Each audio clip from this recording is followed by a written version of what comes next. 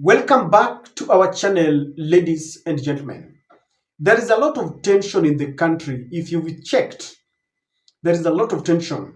We have a lot of abductions, we have police brutality, people are being killed, and torture is being meted on innocent people. And wherever you go, you realize that people have begun to be very cautious even as they talk. But I like the spirit that Kenyans have. They're saying a luta continua. Apart from the tension that we also have confusion in the country, political confusion, if I may call it, because we have always been used to political altercations between Raila Odinga and the subsequent government in 2002, in 2007, 2017, 2013, 2017, 2022, it has always been Raila Amolo Odinga. And you can't take away this from him that Raila has really worked for this country. He has achieved a lot. He was involved in the second liberation. He was detained. He has really suffered. He has achieved a lot. He fought with many others to give us a new constitution.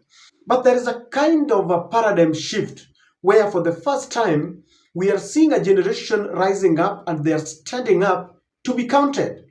For the first time we see a generation going to the streets without Raila Amolo Odinga calling them to come Kunji. And I think it is the best thing. At some point when they told Raila, Baba, we have seen what you have done to this country. Agwambo, I remember that little girl saying, Agwambo, it is our time. We've seen. Ka kando sasa. We want to finish the business that you started. And Raila said, for the first time, I feel like a father. Because every father would be very happy when his children are inheriting what he believes in. But many are really scared about the Gen Z and what they are doing. So that kind of paradigm shift is really giving us a very confused state. Even Raila himself has really spoken in a manner that is confusing. At some point, he told us that dialogue is the only way. He wanted the Gen Zs to dialogue with William Samoei Ruto. And he realized that Gen Zs had started giving him names, telling him go home. And then in a rally, where he went at a place where those bodies were being thrown, Mukuru dumping site, Raila said, this government is cruel. The government has killed many people and therefore they cannot dialogue. And so people are asking, where are you standing? And in the midst of this confusion and tensed state of affairs, things are also flying there. We have rumors, we have street politics, but there is something that I bumped into from one of the bloggers that seems to be very reliable. This is Cyprian Nyakundi. For those who are following bloggers, because people have taken politics to another level. You will no longer see people calling for demonstrations somewhere in Uhuru Park. They communicate on social media. They have meetings at the X space. Osama will be hosting them or other host.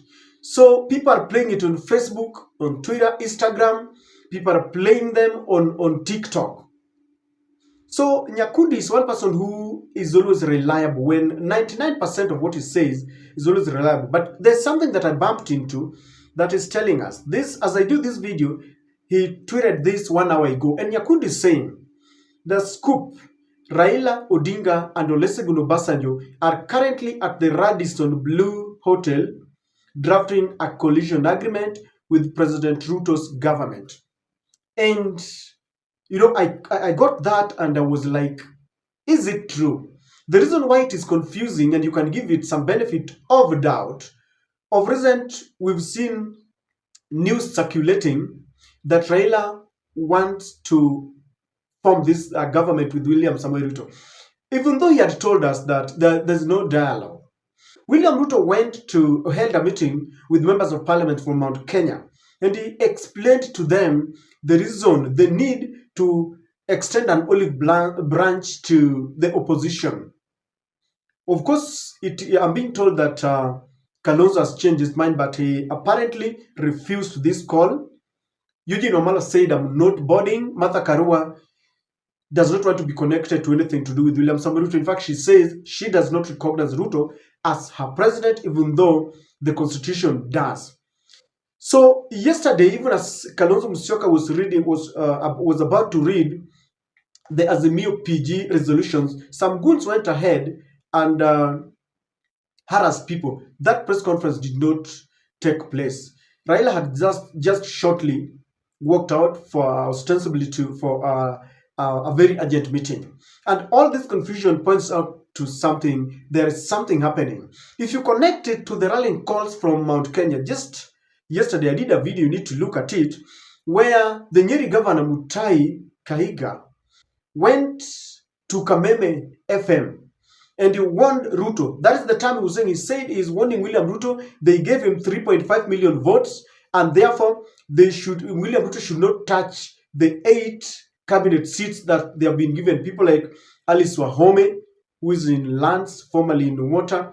He was talking of the former Attorney General, JB Muturi. He was talking of Kithure Kindiki, Moses Kuria, and all the others. And they were saying that William Ruto can touch the other positions as he tries to reconstitute a new cabinet.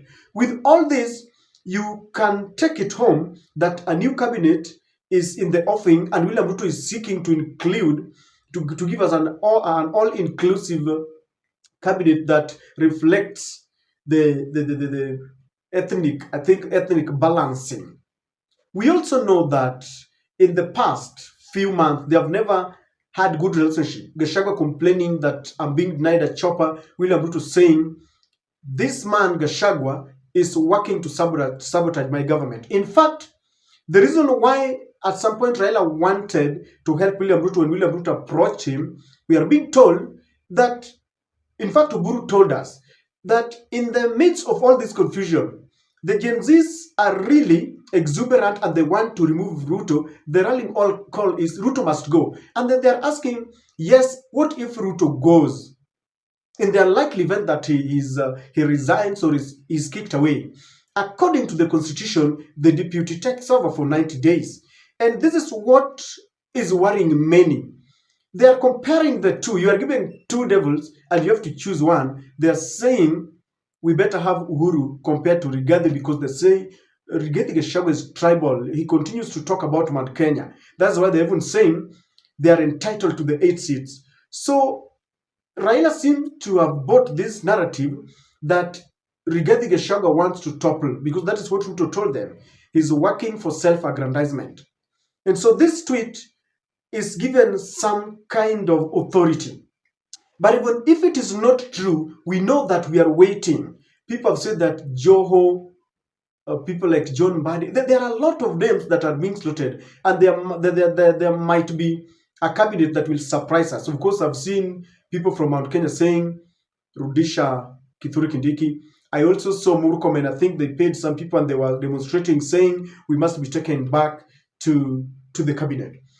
But ladies and gentlemen, I know it is very easy to start telling me that Raila has betrayed us. And I want to put a disclaimer. The only people who can dare say that Raila has betrayed them are the people who voted for him. There are people in this country who have never voted for Raila Amolo Odinga. Not in 2013, not in 2017, not in 2022. But anytime things go wrong in the country, political, economic, social, and religious mess, they run to Raila Amolo Odinga, and they say, Baba, help us. When they feel they are entitled to vote against Raila, and when Raila talks to the president that they have given their votes, it is now a crime. And they start saying, Raila has betrayed us. Yes, you can feel that Raila has betrayed you if you voted for Raila. Let's say you've never voted for him, but you did in 2022. You've got that authority. But if you didn't vote for Raila, please give us a break. We are sick and tired of people telling us that he has betrayed us. But I agree. You feel betrayed if you voted for Raila and you felt that Raila should go the full swing, and maybe you still had expectations that Ruto has messed the country, and therefore in 2027 you thought that Raila has a chance. I want us to say something here. People say he has been paid. People say Raila does not want to take power. People say he is threatened about this young generation. And if you ask me, it could also be true. Raila's been in the scene for so long. And for the first time, you see a generation rising up. The millennial people like Babu Owino are rising up because they feel sooner than soonest there's going to be a vacuum. And they say that Raila could be feeling a lot of heat from this generation because they are now championing a cause without a tribe, without a party. Raila is human. He can sometimes feel a little bit threatened. But I want to tell you this. You cannot take it away from Raila, what he has done to this country. Tell me any other leader who has done what Raila has done. And I'm not saying he's the only one. We have people who have fought for this country. When the history of the nation is written, Raila's name will be in the abyss of the history of this nation. Politically, he has really fought for the country. You can't take that away from him. And we cannot select this time and to say, oh, Raila menunuliwa. It doesn't matter. I want to tell you this. Raila has not compelled anyone to get into his ship. If you ask me my personal opinion, Raila had his moment. Raila did what he had to do. And now his time is almost over. This is my personal opinion. And Raila understands that it is in his twilight days. He did the best in his heydays. And a generation has risen up. No one has been forced to get into Raila's camp. What is the way forward? The way forward is very simple. Let the Generation Z go ahead with what they started. Let them move forward. Let them not allow anyone to interfere with them. They should never be stopped. They started a demonstration, a protest against William Ruto. And for the first time, you've seen William Ruto dissolving the cabinet. You saw Inspector General resigning. And you saw William Ruto giving us austerity measures, courtesy of the Gen Zs. Let us separate these two. Raila is the leader of ODM and by extension, the leader of Azimio. This political class, Raila, Kalonzo, and the rest have done, and by the way, you can never take it away. They have done a lot. If in the last moment they have decided that they are working with the government, Raila has nothing to lose. Let us join the train of the Gen Z that is already moving.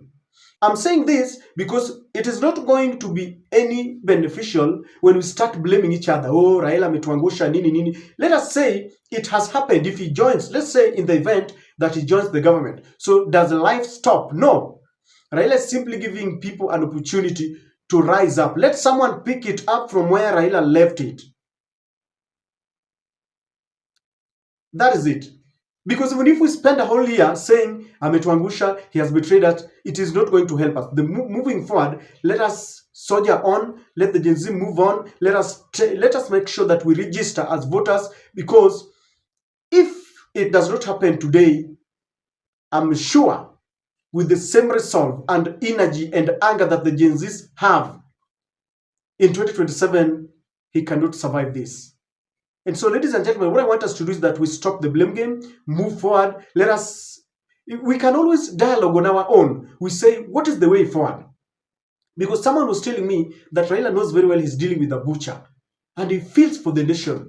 You know, there are people who have been kidnapped and have been killed. It is only the parents who have lost children who can listen to this analysis, because they say, oh, how I wish it was different. And so, I don't know whether this is true. But remember, Olusegun Obasanjo is the one who came up with this idea. When they broke this news that Raila was going to the AU, it was Olusegun Obasanjo. And we see external forces trying to force Raila to work with William Ruto.